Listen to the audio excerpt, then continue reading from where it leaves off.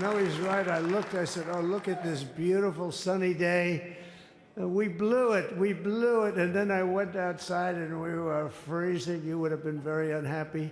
The sun was very deceptive, I will tell you. It is cold out. And I'm sort of saying, that was so beautiful today. Maybe they should do it there every 4 years. Does that make sense? I don't know. Because, the outdoor thing is really good, but it gets a little cold around this time of the year, as some people have noticed. And a lot of times they suffer through it. There was no suffering in that room. It was 72 degrees. It was perfect with the best acoustics I think I've ever heard in a room. This is not so bad either. But I just want to say, you're a younger, far more beautiful audience that I just spoke to. And I want to keep it off the record. I want to keep that off the record because I don't want to have all those big shots up there. I don't want to think you're more powerful than them, you look better than them, and I love you. Now, we just had a great time. We just had a great day. This was amazing. When you think we took a journey, I mentioned in the speech, a lot of people said that was not a journey that was possible, and it was indeed possible. I didn't really know too much about what they were saying when they said that, but a lot of people felt it. And we hooked up with J.D. very early. I watched J.D. over a period of time. I endorsed him in Ohio. He was a great senator and very, very smart. The only one smarter than him was his wife. That was, I would have chosen her, but somehow the line of succession didn't work that way, right? But now she's great and he's great. This is a great, beautiful couple and unbelievable career. I just said to him, you are very upwardly mobile, because he hasn't been doing it that long, but he picked it up so quickly. Remember, the first week was a little bit like the fake news was hitting him really hard. And I said, ooh, this may be tough, but after that, it was smooth sailing for him. He took on everybody. He took on the meanest. I don't want to use the word corrupt because we're into a new system, so let's wait till the corruption begins, because it will. But he took on some pretty mean people, and he handled it well. I want to also congratulate Mike Johnson for the job that he's doing.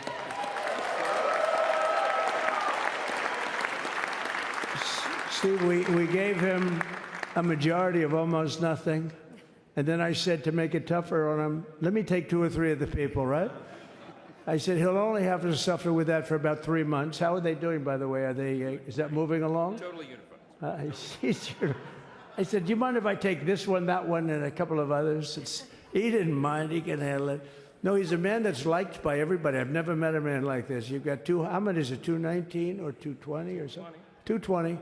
And of the 220, 219 really like him. I noticed he got 1 negative vote once about 2 weeks ago. But I think even 220 like him, if you want to know the truth. And that's very unusual.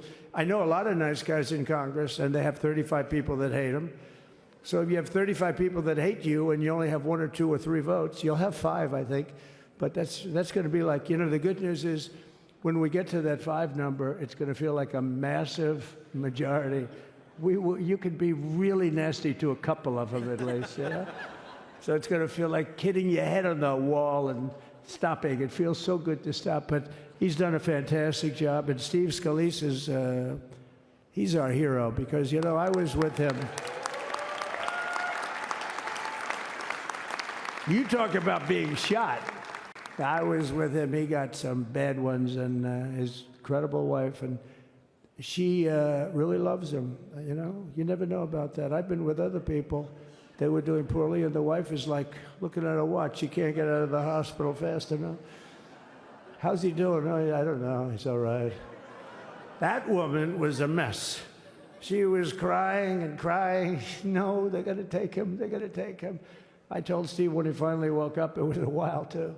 The doctor told me it was the most blood they've ever transfused in any patient. They've never done anything like it.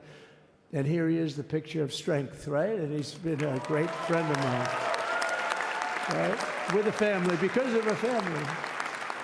And what a job you did. It worked out pretty much better than we even thought, right? And I did have a couple of things, to say that were extremely controversial.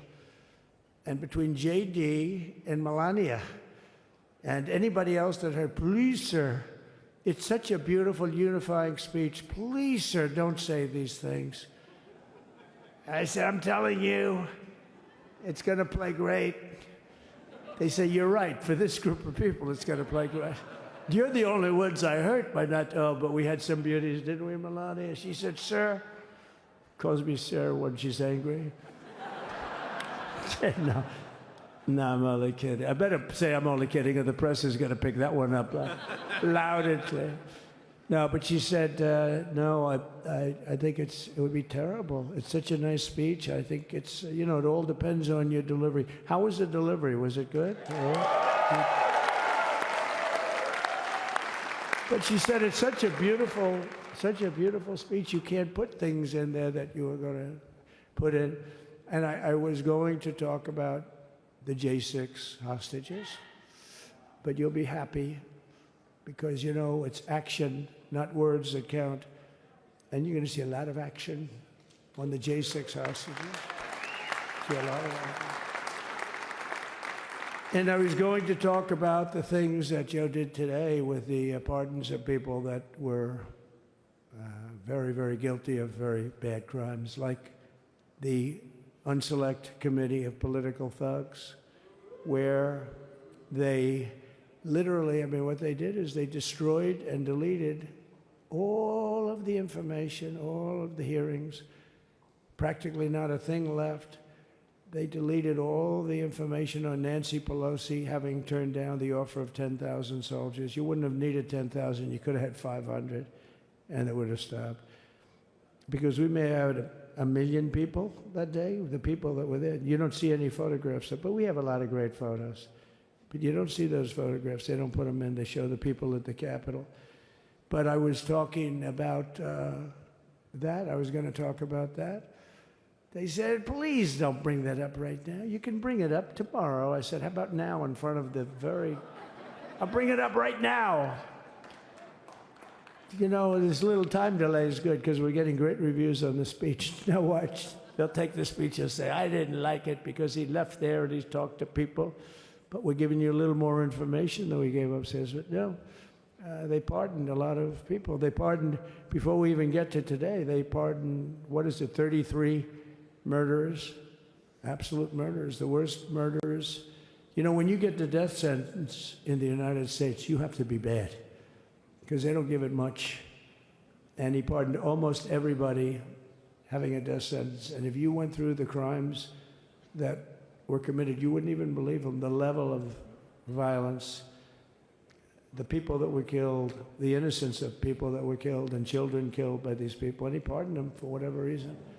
He spared them, but they didn't spare the people that they killed. And, who knows what happens in the future. It's one of the worst because a lot of times they let them out early after that. They say you're going to be in for life, but then all of a sudden they get let out for good behavior, and then they go on a rampage. It's one of those little things, right? But I was going to talk about that. But I was really going to talk about the level of, what's going on. Why are we doing this? Why are we trying to help a guy like Milley? Why are we doing Milley? He was pardoned. What he said, terrible what he said. Why are we helping some of the people? Why are we helping Liz Cheney? Liz Cheney is a disaster. She's a crying lunatic and crying Adam Kinzinger. He's a super crying. I never saw the guy not crying. He's always crying. I looked at him. I remember years ago he was actually on my side. And then one day, when you don't want to kill people in wars, they turn against you. Liz Cheney hated the concept of not going to war with everybody. Let's kill everybody. Let's spend a lot of money on military equipment, where her father works, right? And but what she did was incredible. Think of it. They destroyed and deleted all of that information that went on for almost 2 years against Trump. And the reason they did, because it was all false. Like the person that said, I tried to strangle a Secret Service agent. That's one of the toughest human beings I think I've ever seen. I actually had a friend saying, please don't change that, sir. You are the coolest sucker in history. Remember, she said, I put my hands around his neck because he wouldn't go to the Capitol. Made up fiction. And I was rebuffed. And the guy on the right is a massive weightlifter. probably stronger than me. Do you think he's stronger than me, honey? You know who I'm talking about. Possibly stronger than me. Slightly younger than me, like, I won't say how many years because I don't want to talk about that, but a lot of years. But I had a friend that said, why are you disputing that story? That's the coolest story I've ever heard. That I would attack a karate champion, get slightly rebuffed, and then throw my arms around a guy with a neck about this big. Even though there are bars, you know, there are bars, you can't really do that anyway. So I wanted to talk about that. But all of that stuff got deleted. And the reason it got deleted is they were all caught in lies. You know, Secret Service testified, and they said it didn't happen. Actually, the two guys were very embarrassed. They're suffering because their friends are saying, did Trump really do that to you? But they gained a whole new respect for me. But it was just make-believe stuff, and there were a lot of make-believe stories made up. So rather than suffer the wrath, like the story with Nancy Pelosi, I offered her 10,000 soldiers. She knows it. She admitted it on tape that her daughter made. She's a videographer or whatever you call her, which I'm glad she is. Oh, she can't be in good stead with Nancy. But Nancy said it was my responsibility. As she's leaving the Capitol, she said it was, and it was. She's in charge of security at the Capitol. But I offered them up to 10,000 soldiers, even more. One time I said more, as many as you need. But you needed 400 or 500. If 4 or 5, you 10,000, that would be more than the number of people there by lot. But we offered her 10,000. Think of it, 10,000 soldiers. In other words, J6 wouldn't be J6. There would have been no J6. But she rebuffed them. She didn't like it. No, she didn't like it. Maybe she wanted that to happen. But she's guilty as hell. And now we would have to go through the process because they destroyed all evidence. They deleted everything. There's virtually nothing left. The other fake story and so many other fake stories. And many people came out on our side. And those people now, we've got to find them. There's nothing left. So that's a criminal offense. If that were a civil case, it would be a criminal offense. If that happened civilly where you did that, it would be a criminal offense. So I decided I'm not going to make this speech complicated. I'm going to make it beautiful. I'm going to make it a unifying speech. And then when they said we have a group of people that are serious Trump fans, I said, this is the time to tell those stories.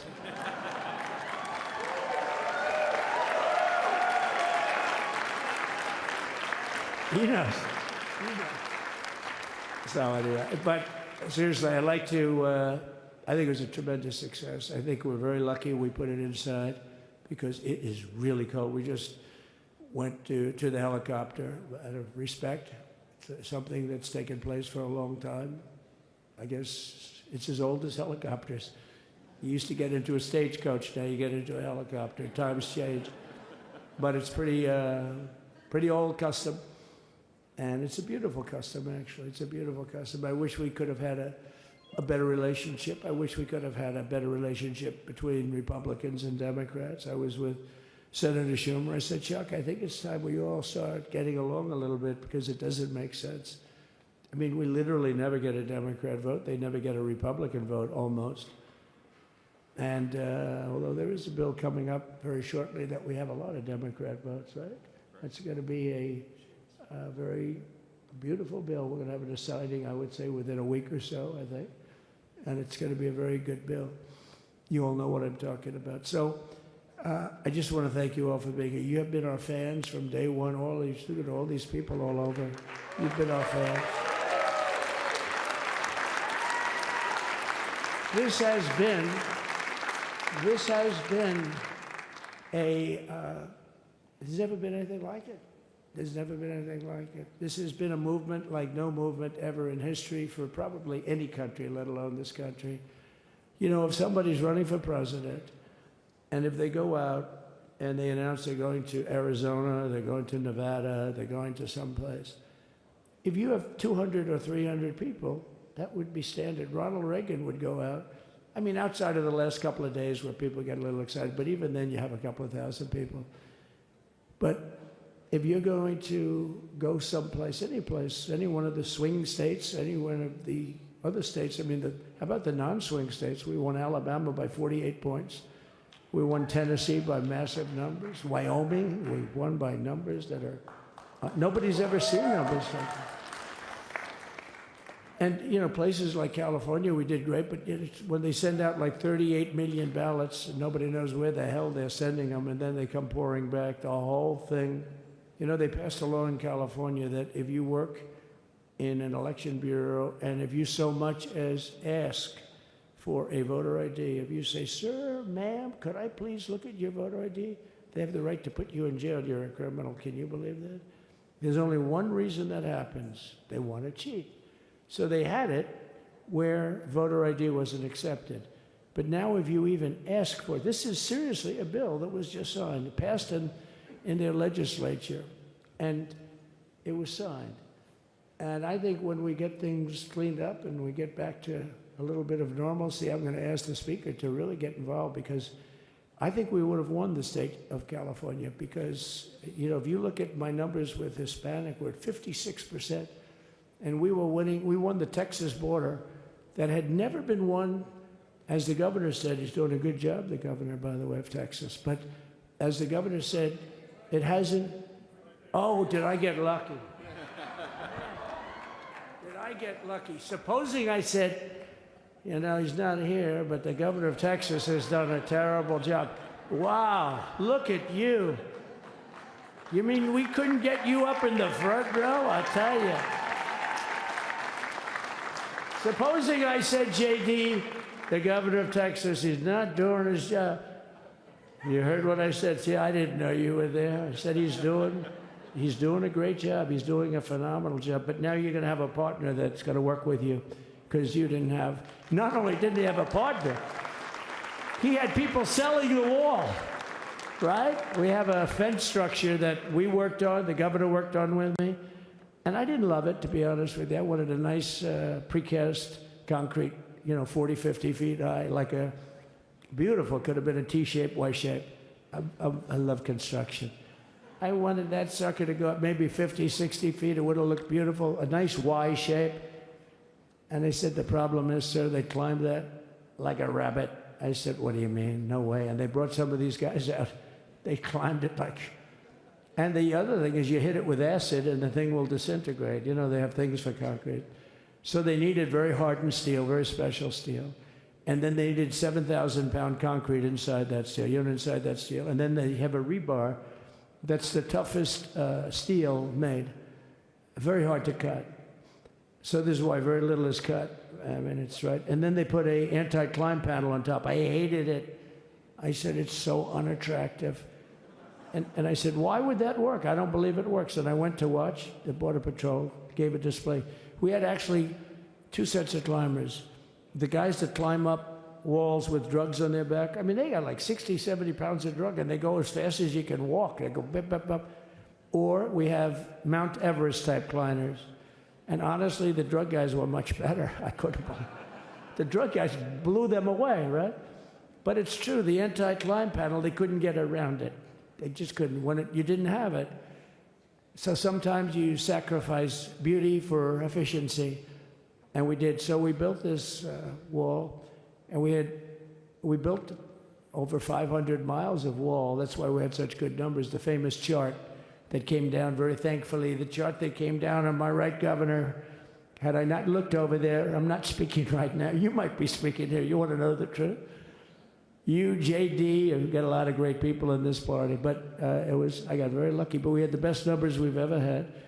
But I bought, you know what happens is when you fill it up, it's like water. You fill it up. Now we have 571 miles of wall. And they would always say, you know, when we renovated a wall, so there'd be like a piece of plywood sitting there for 60 years, or a 2x4 sitting for 60 years on the ground and rotting. Because, you know, and they'll say, you didn't build a new wall. Here we're building 50 feet up in the air, 30 feet sections, 50-foot sections, all steel, all concrete, all everything. And all, by the way, they don't even want me to say this, but what the hell, doesn't take that long time. They're all wired for all of the equipment. We put wires in everything so they can easily wire for all the different types of equipment. And if there's a doubt, we have to wire. whenever we just look, you just find the wires all over the place up top, so we could just hook it up. We don't have to have wires on the outside, which wouldn't do too well, right?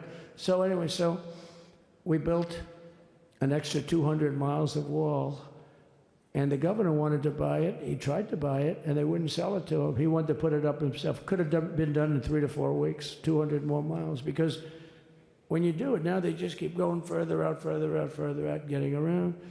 So we did an extra 200 miles, and it was all bought, and they announced that they're not going to put it up. And that's when I realized they wanted open borders, and that's when I realized that people are going to come pouring through the wall like nobody's ever seen before, but you've seen it. A lot of you are here because of that.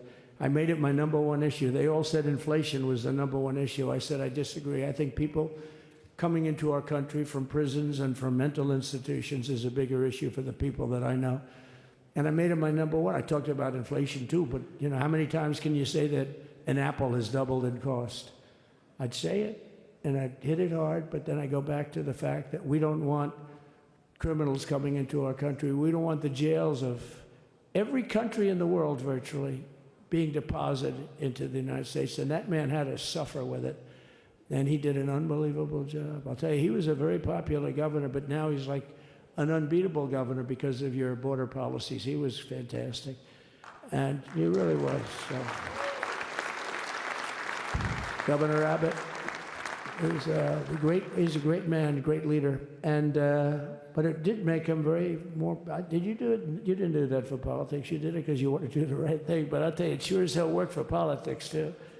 It's self-preservation, that's right.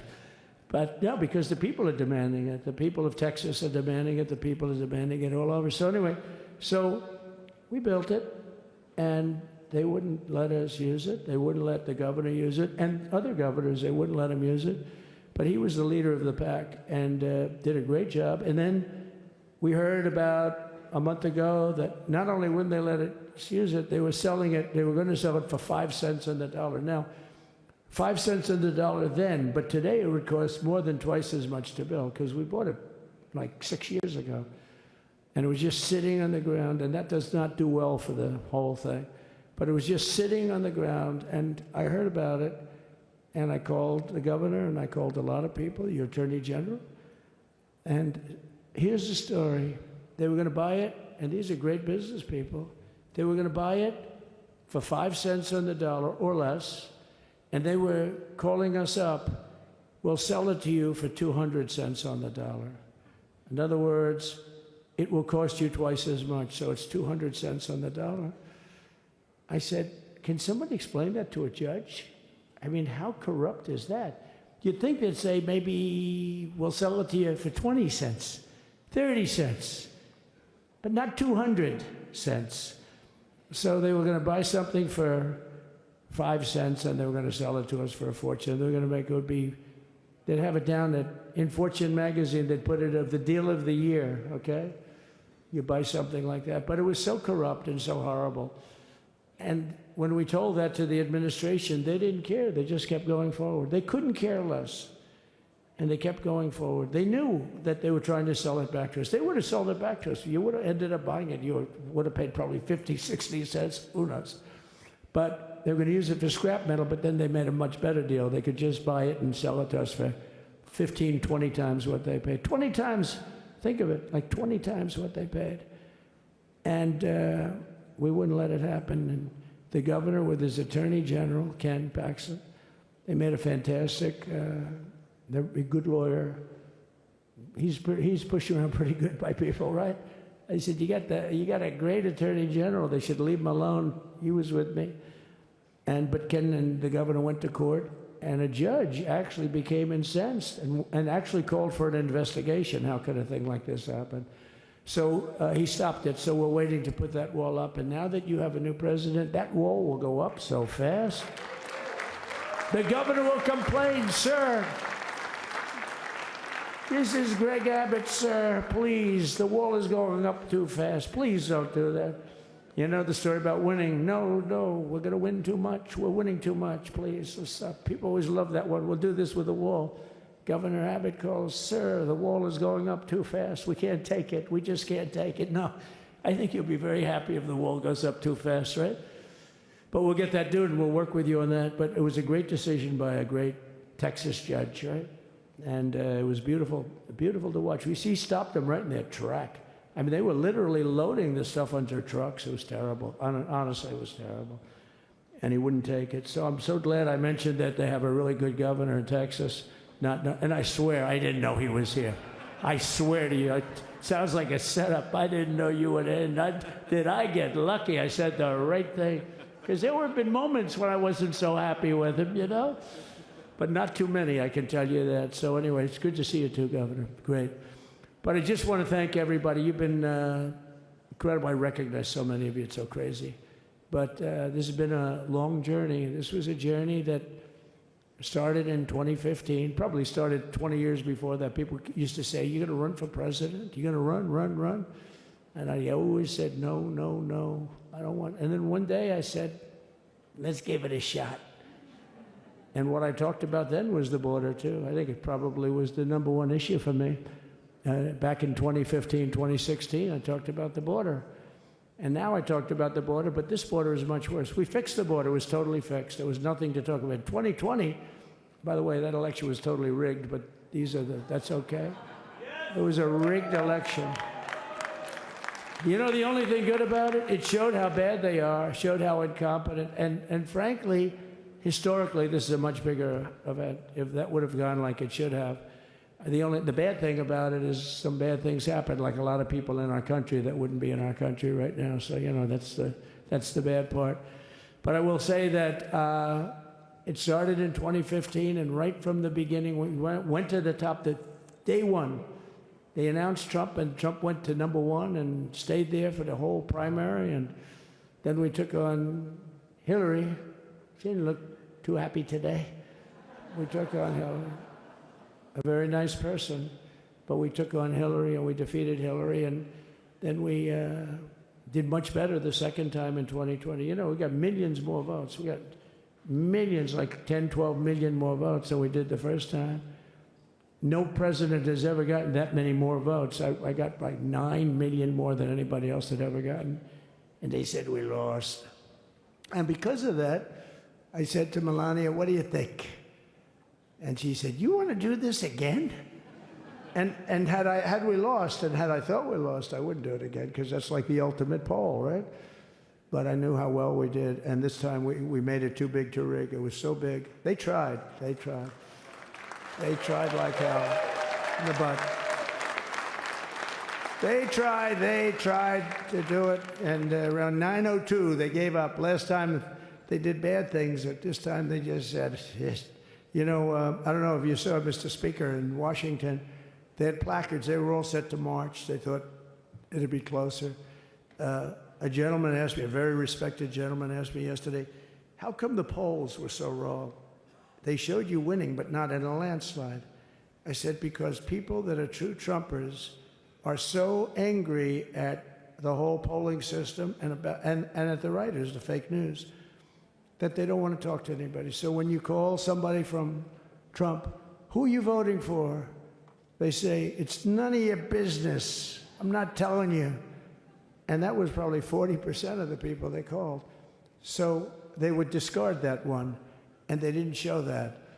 And then when the election happened, you know, the vote came, and it was much different, much higher than, we're going to win, but they really thought, they couldn't believe, the one man said, I mean, it was so much higher. We won all 7 swing states. We won the popular vote by millions of votes, which is hard for a Republican.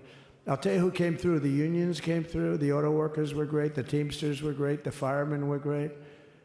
I think almost every union was great. The only one that weren't great, although Sean was great, and the Teamsters, Sean O'Brien, the head of the Teamsters, was fantastic.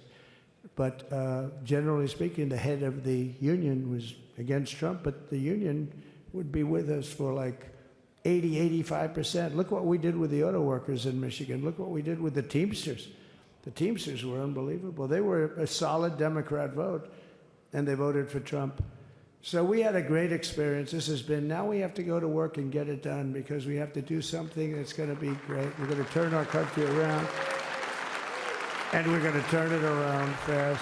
And I think this was a better speech than the one I made upstairs, okay? I think this was better, JD. I think this was much better, and I got to see my friend. So, Governor, take care of yourself. You call me, we'll start working. You know what that means with him? He's going to be calling me tomorrow morning at about 6. And I said, how about next week?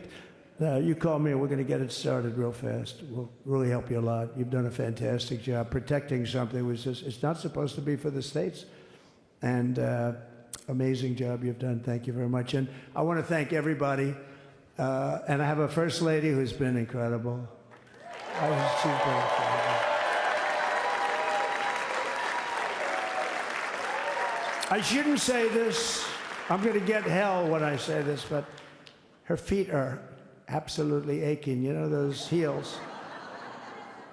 And we thought we were leaving. We were going home. Sir, would you be able to go down and say hello to some of your other fans that are here? I said, oh, I didn't know that. Wow. Did you get to see pretty clearly the picture, I hope? Good. That's good. But because you wouldn't want to make the same speech again, right? But she said, darling, I love you so much, but my feet are killing me. I said, honey, let me just see how far it is. I asked the person.